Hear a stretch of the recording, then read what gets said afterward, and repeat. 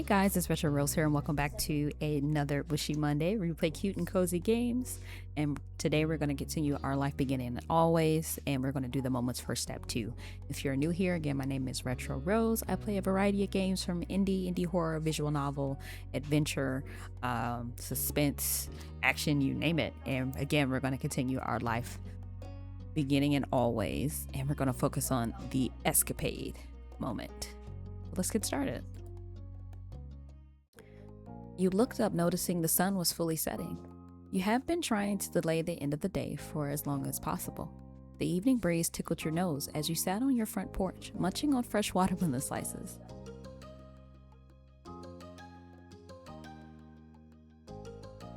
The snack made you happy. You picked up another slice. Even though you already had dinner, you were still delighted to make room for watermelon.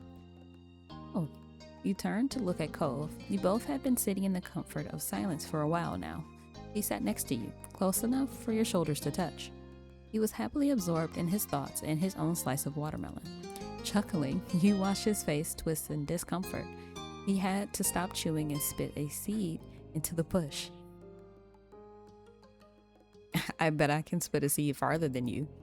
Immediately, you shoved the majority of what was left of your watermelon slice into your mouth just to get a seed to prove your point. As soon as you could, you sent the seed sailing into the middle of the street. Did you see that, Cole? Cole burst into laughter that slowed into a wide grin. You could tell he was equal parts surprised and impressed. You can do that again? Can you do that again? I didn't see where it landed. Of course I can. You popped another seed in your mouth and focused on where the last one landed.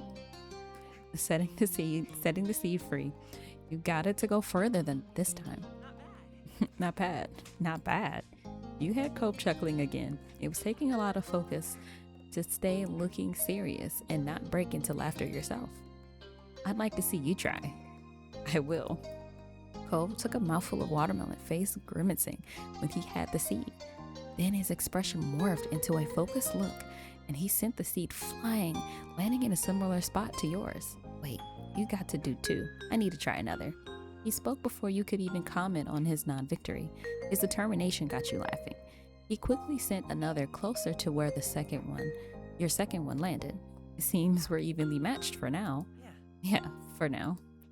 For the next several minutes, you both kept carving seeds from your slices and giggling at the ridiculousness of the competition. Eventually, a truce was called, and you both went back to eating the neglected watermelon flesh.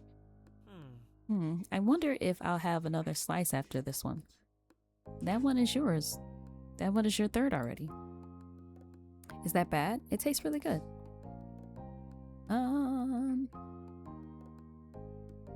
You bumped him with your shoulder.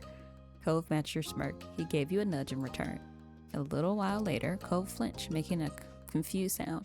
He slowly put his current slice down on the plate next to him. Are you okay? Yeah. He stood up, held tilted back to look at the sky. His feet took him to the middle of the street. Did you notice anything? What do you mean? I thought I felt a raindrop. The sun's still out. You put down your watermelon slice and hopped off your front step. Immediately, you felt a tap of water on the crown of your head, making you yelp. You're right. Oh, snap. Cole was still staring up at the sky, and you watched as he began blinking more rapidly and finally turned in your direction. His face was bemused. It's a sun shower. Oh, sun showers are so pretty.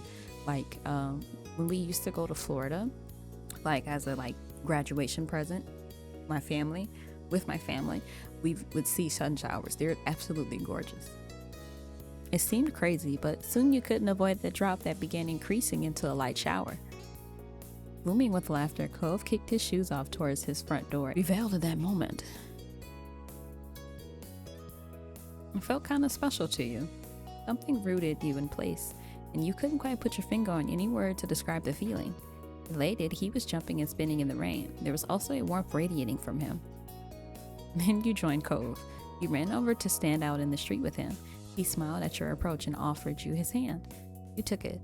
You played in the droplets until you were both dizzy and laughed until your bodies ached. Just as suddenly as the sprinkling started, it stopped and left you dripping with the smell of wet asphalt and soiled tickling your nose. Cove caught your eyes. Running a hand through his wet hair, combing it back, he frowned. It's over. A drop of rain clinging to his face almost could have been mistaken for tears. He sounded that disappointed.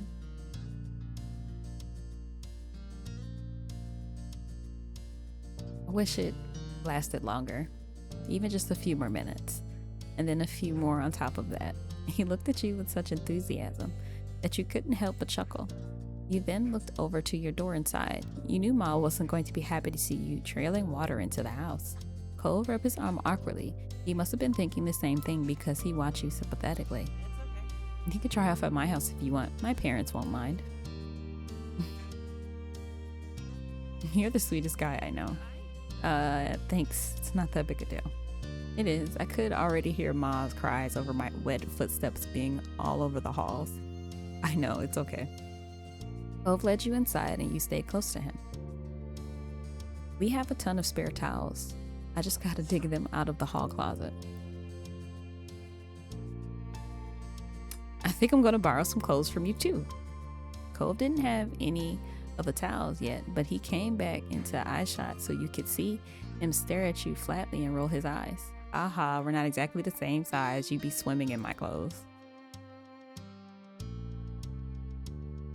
You laugh and let him go. With that, Cove disappeared and returned in no time, towel in hand. Here, thanks. You accepted one and began to pat yourself down. A sudden call caught both of your attention. Oh, Kyra's still here. I thought I heard voices. Cove's mom strolled into the living room with a curious grin. What happened here? You're both wet. There was a sun shower. Oh. Cove smiled back at his parent. We came inside to dry off. My moms don't want me going into my house when I'm wet. So I told Rose to come back here. That was very sweet of you, baby. She ruffled Cove's wet hair and laughed at the droplets of water that shook off. Then a light came to Kyra's eyes. I have an idea. Why don't we go for a drive? It has to be standing in the house, and you'll air dry in no time. Cove only offered a shrug and a bent smile to his mom. He looked at you for a real answer. Yeah, let's do it. Fun, this will be good. Kyra pulled out her cell phone from her pocket to call your moms. They had swapped numbers earlier in the summer. Head on out to the garage. I'll meet you there in just a few minutes. Got a garage? Sorry, my mom can be so pushy. She gets ideas in her head and that's what she does. That's okay. Thanks for letting me come. I didn't do anything. That wasn't true at all. We had let him get away with that. Come on. Cove led you to the car and Kyra wasn't too far behind. Okay, into the back you two. Once the three of you were situated inside, Kyra started it and drove out of the residential area. She hit the main road and the car sped up and she rolled the back windows down all the way. Hey! Cole started laughing as he kept trying in vain to keep his hair from flying into his eyes too much. Meanwhile, you closed your eyes as the wind whipped against your wet clothes. I said this drive is going to be good for getting air dried. Yeah, but I didn't agree to this much air. Cove tried pressing the window button, but nothing happened. His eyebrows furrowed in frustration. You disabled the back? Sorry, can't hear you. I'm crying, smiling deviously. Kyra turned on the radio and turned it up to be heard over the wind. Oh my God. You laughed and joined the event. You yelled into the wind and burst into laughter. Looking over at Cove, you saw him relax. He seemed glad that you were having fun. What's this? Then something struck the side of your leg. Several papers were freed from under the seat and were blown about. Oh no! Oh, they can't go out the windows. Cove began haphazardly reaching around the space trying to get all of it back under wraps. Amused, you helped. Mom, close the windows. Kyra offered no response after then a chuckle. She kept driving. Cove snatched several of the papers out of the air and you caught others, preventing some of them from flying out of the window on your side. You showed Cole your collection while grinning widely. I think we got pretty much all of them. You figured if they were sitting out in the back of the car, it couldn't be important enough to get upset over, but Cove continued looking annoyed. Your smile started to slip and had that expression soften. I hope so. Thanks for helping. The sun set completely, and at that, Kyra rolled up the windows. Cove let out a big sigh and released the random bits of paper he had in his fist. Mom is crazy. Mm-mm, mm-mm, mm-mm. He ran a hand through his wind-blown hair and laughed with a bit of exasperation. Dun, dun. Oh, it felt good. The evening had really turned out to be more interesting than you expected. Grinning, you were happy with your odds with whatever else happened next. Cove watched you with an interest until his focus was taken by a new comment from his mom.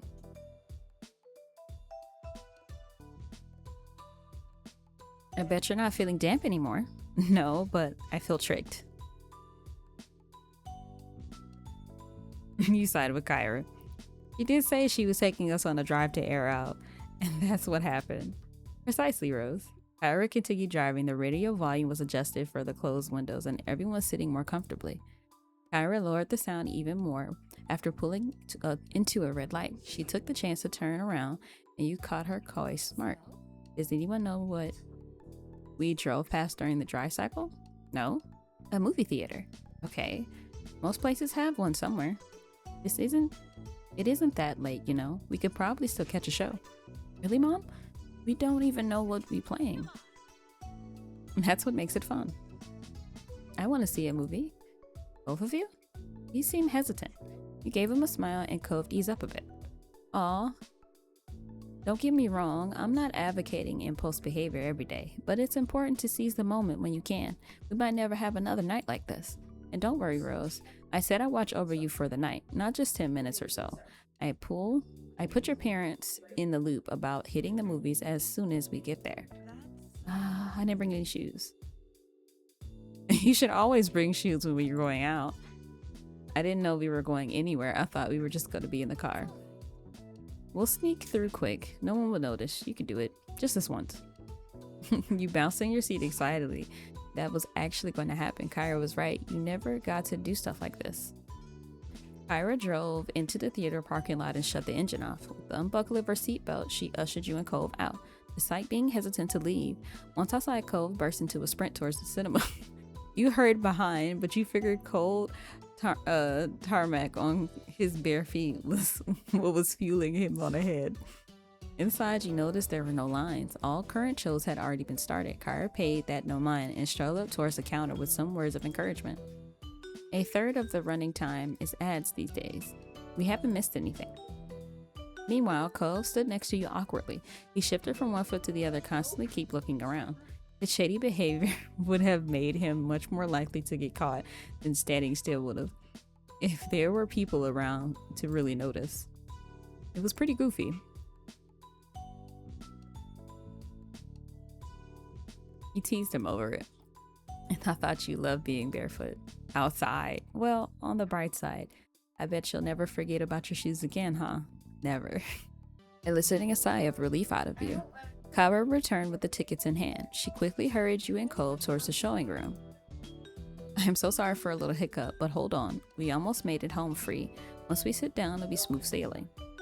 The lights were already off in the showroom, but the movie hadn't started yet. The upcoming movie trailers were still playing. Yes, keeping her volume in a hushed tone, Kyra couldn't help but burst with excitement over your luck. You followed her down the walkway until she spotted open seats in the middle-ish area of the theater. Kyra pointed to the seats, looking over her shoulder at you and Cove. Waiting for input, Cove nodded and you decided to give her a thumbs up, and she led the way. When you reached your seats, Kyra sighed contently. Cove gave a sigh of his own as he lifted his feet to the seat crossed legs instead of keeping them down on the floor. Then he leaned over and whispered to you. Do you have an idea what the movie is? No, I didn't hear the name or anything. Your mom bought the tickets. Oh boy. After a couple more previews, the main event began. It dawned on you quickly that it was a horror film, one about a group of students being haunted by dangerous ghosts. Oh, I'm psyched. I'm so psyched. Going in, you weren't sure what to expect, but this was a fantastic surprise. You'd hope this turned out to be a good and scary. Glancing over at Cove, you noticed that he looked less than thrilled with the movie. He bit down on his bottom lip and stared at the screen with trembling eyes. Cove had never been a fan of ghosts or intentionally frightening things. This was something you'd learned about him early on. You grabbed hold of his hand. Your fingers wrapped tight around his, and he jumped slightly at the unexpected touch. But his expression softened when he peeked at you out of the corner of his eyes. He gave your hand a squeeze to silently voice support that made you feel good. Sometimes the other people in the theater screamed or veered or clapped depending on what was happening. Your heart was pounding in your chest when the movie finally came to an end. The main character resolved the hauntings, but in the dark conclusion, they didn't make it out alive. Ooh. You stayed to let the credits roll and for the theater to clear out. Then it was time to head back to the car. Both of you and Cole took the same seat in the back of the car again. Even though it was late, Kyra was exuding an upbeat, cheerful energy. What a great flick. I guess. It wasn't so bad in the end. You enjoyed it, baby? No, I mean, it's hard to explain. I got really tense, and I guess that is the point of horror stuff. But I kind of don't want to have to feel like that. Now that it's all over, though, it was sort of cool to do. Fantastic. That's so great. Rose, how are you feeling? That was awesome. It was awesome. Kyra smiled at that. I still can't believe they died. It's nice when things aren't all obvious and you don't really know how it'll end until you see it, but I wanted it to go better. Yeah. I saw it coming. No way. A lot of horror things have endings like that. You and Cole spent the rest of the car ride absorbed in a conversation about the movie. So, who's hungry? You were surprised when you realized Kyra didn't drive you home, but to a drive-through burger restaurant instead.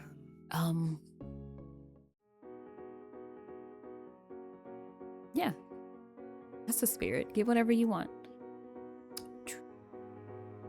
Ooh. You have a salad? Hey, a salad? Soda, mozzarella sticks, and a cookie. I kind of want to add something else just because I like to eat. And onion rings. It's everything. Is that all right? Of course. It's okay. Cole was tickled by the size of your list and had no disapproval over it. Kara put up to the window and ordered what you asked first. She then decided to order one of everything on the value menu. Whoa, what are you going to do with all of that? Eat it? Whole menu? Even after Rose picked most of that already? That's right.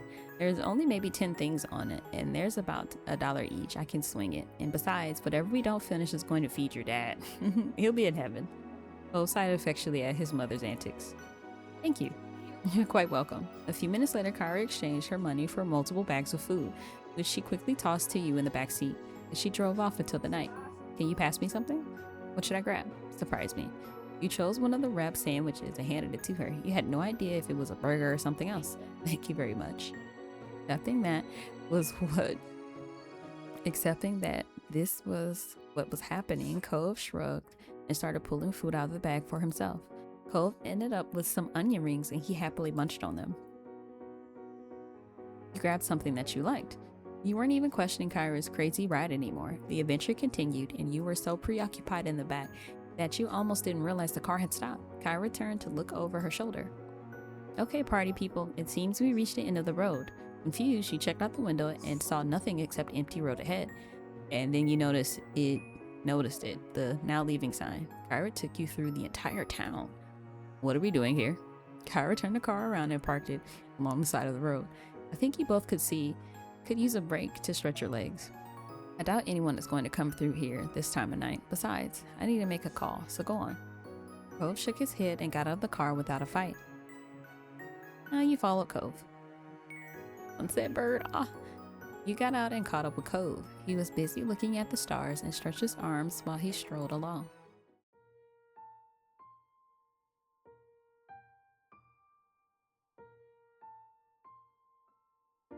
You felt worried. Your mom said things were fine, but I don't know. Do you think my moms will be mad? Maybe, but definitely not at you. He answered immediately and honestly enough that you believed him completely. You could tell by his expression that he felt bad. At least your mom has been calling them. Yeah, your parents have more rules than my parents, but they're not really mean. Shortly after, you noticed Cove's expression change. His eyebrows furrowed, and it seemed like he was thinking hard about what he wanted to say next. Rose, I'm so sorry for my mom being crazy tonight. She isn't always like this, seriously. Why is she being like this now? I think she feels like she has to get out there and do things with me while she can, and she wants to make the time memorable. This visit has been really different than the others. It didn't start off good. Thinking about how Kyra's trip began this summer, you could understand why Cove is thinking up along those lines. She probably wanted all the trouble to be worth it in the end. Oh, that's jacked up. Are you having a good time with your mom around? Yeah, it's still weird having her and dad in the same house, but I love her. She's my mom and I like hanging out with her most of the time. It went silent between you both, so you jumped when you heard the sound of the car door closing. Oh, Rose. You turned to see Kyra by the driver's side waving. The sight brought a smile to Cole's face, and she quickly made her way over to where you both were standing. Thanks for waiting. I don't mind. How did I end up with such a polite boy? He ruffled his hair and Cove lowered his head, accepting the compliment. You thought about how interesting it was to see how Cove interacted with his mom. And then the memory hit you. The first summer Cove ran away to this very spot, trying to find his way back to his mom. And now they're here. They were together. Whispered about it to Cove. I will kind of keep that to myself. Anyways, it's kind of cool to be here, right on the edge of town. Exactly, we're standing on the burst of ice. I don't really have a strong opinion about it. You nodded along, not wanting to press the subject either way.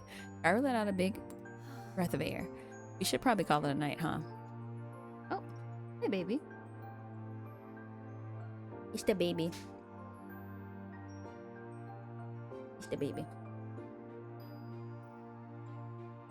Hey, what we doing?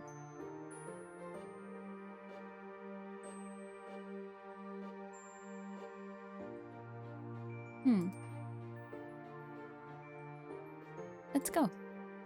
I can't wait to collapse in bed. Kyra shyly smiled and gestured to the car. Quietly, you all made your way back to it. Cove naturally followed you, taking a seat nearby in the back with the collection of fast food bags still strewn about. You rested your head into the seat as the car roared to life, and as you did, Cove leaned in closer to whisper. I can talk to your moms if they do get mad about tonight for some reason. It was my mom's idea. You didn't have a choice. This was worth it even if they get mad. Your mouth pulled into the biggest grin, getting a laugh out of Cove. If you say so. Cove smiled bashfully at you, but said nothing else. The drive home was smooth and uneventful. The radio was off completely and you felt your eyelids getting heavy. Your head came to rest on Cove. You were too tired to keep your head up and felt quite comfortable there. Cove didn't have any issue there. He leaned into it. He must have been exhausted too. We're happy to stay close like that. It was warm and comfortable. When you opened your eyes, you expected to still be in the car, not your bedroom. It was somehow already morning. You couldn't remember how you ended up there. Sitting in your bed, you thought about how last night was quite an experience. It almost felt like a dream, more than a real event, but it definitely happened. And when you were glad you got to have a spontaneous escapade this summer. Oh, that was cute. Okay, guys, well, that was Escapade, and I hope that after watching this video you become a part of my rose garden and look forward to more of my Mushy Monday content or my retro Wednesdays and or my Freaky Fridays. But again, I hope you like and subscribe. Every comment, every like helps support my family, and I greatly appreciate it. But I'll catch you guys next time. Bye.